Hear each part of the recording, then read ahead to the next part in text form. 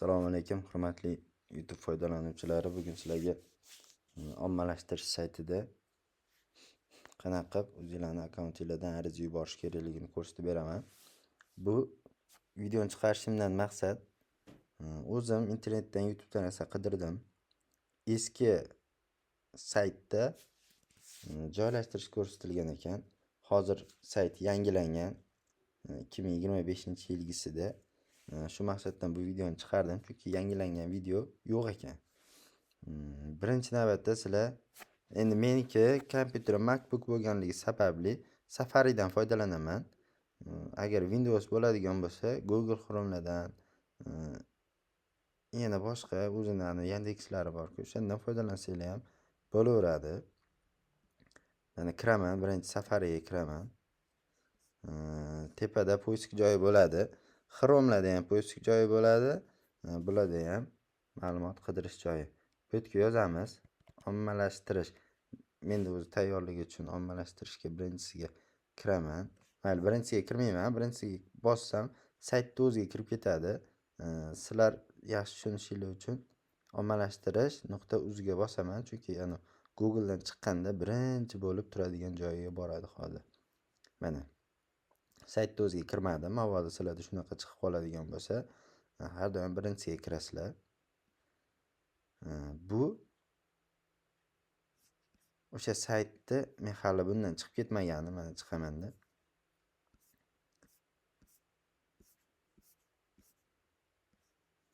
Xo'sh.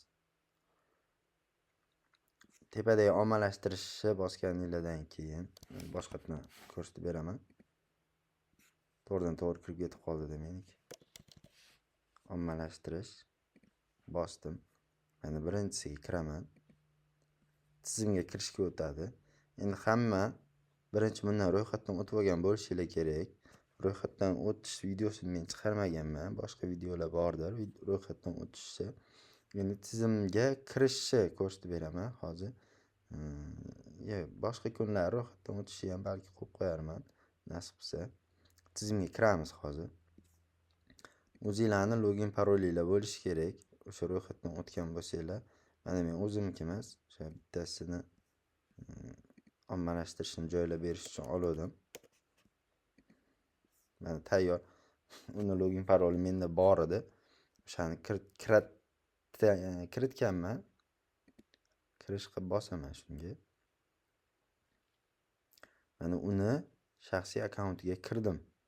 Keyin mening arizalarimga bosaman. Ariza yuborishni bosaman. Endi ariza yuborishni bosgandan keyin bunda avval yozgan ekanman. Shu joydan admin qilib qo'yaman, chunki sizlar nimaligini bilishingiz kerak. Insonlarning tabiatga ijobiy va salbiy ta'siri. Bu mavzuning nomi. O'sha ommalashtirishini nomi, mavzusining nomi. Bu yerda hech qanaqa metodik tavsiya yoki bo'lmasam metodik qo'llanma deb yozilmaydi bu yerga. Mendan ko'pchilik so'rashdi. Shunaqa yoziladimi deb ba'zilar noto'g'ri kiritib ham qo'ygan, ariza topshirib qo'ygan, metodik tavsiya deb. Bu yerga demak metodik tavsiya deb yozilmaydi. Mavzuning nomi yoziladi. Hozir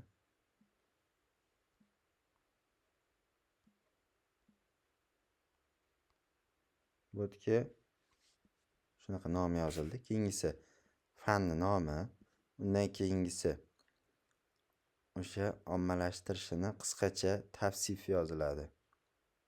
Mana bu yerda shular yozilgan.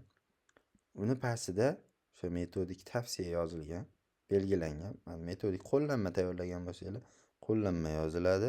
Tavsiya bo'lsa, mana metodik tavsiya. Undan keyingisiga o'sha ommalashtirishlarni PDF holatda joylashingiz kerak bo'ladi. Tanlash.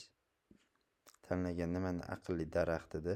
Bu MacBook bo'lganligi uchun yana aytaman, bunda fayllar ko'rinishi boshqacha.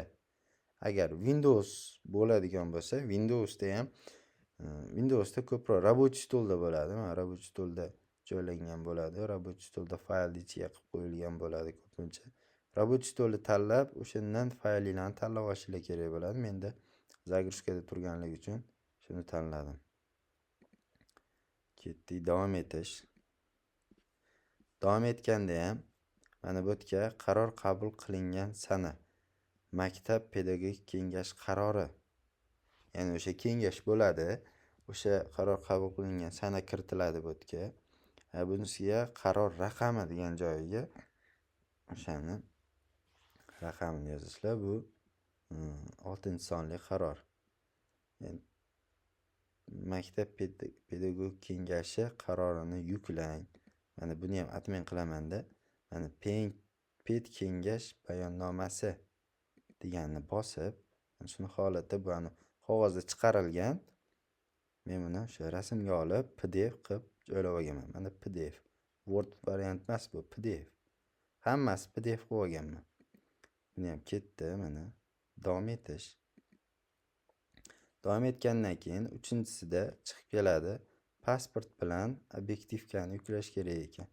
Mana bu 3 ta holat bo'lib turgan bo'lsa, 3 ta bo'lim bor. Eski yangilanmasidan oldingi eski saytda bu yerda 5 tachami turadi bo'limlar.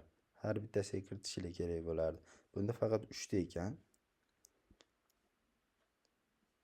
Endi bunga diplomni kiritaman. Diplomni ham diplomi. Mana diplom. Mana diplom ko'rinishi.